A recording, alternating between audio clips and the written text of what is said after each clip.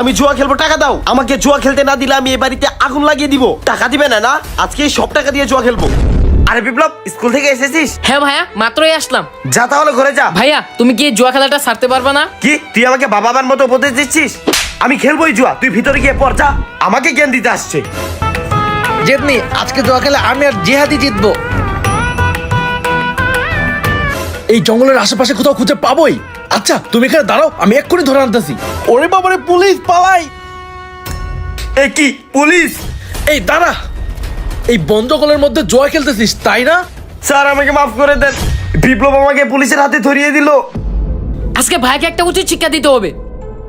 Sir sir শুনুন sir, সকালে আমার ভাই জুয়া খেলতে যাচ্ছিল, আমি না করাতে আমাকে মেরেছেও। আপনি জুয়াখোর ভাইকে ধরুন। এই কাহিনী? তোমার ভাইকে তো আজকে ধরেই ছাড়বো, চলো। স্যার ওই তো ওইখানে। বিপ্লব আমার আপন ছোট ভাই হয়ে আমাকে ধরিয়ে দিল। ওর বুক কি একটুও কাঁপলো না। ভাইয়াকে পুলিশের হাতে ধরিয়ে দিয়ে আমার অনেক খারাপ লাগছে।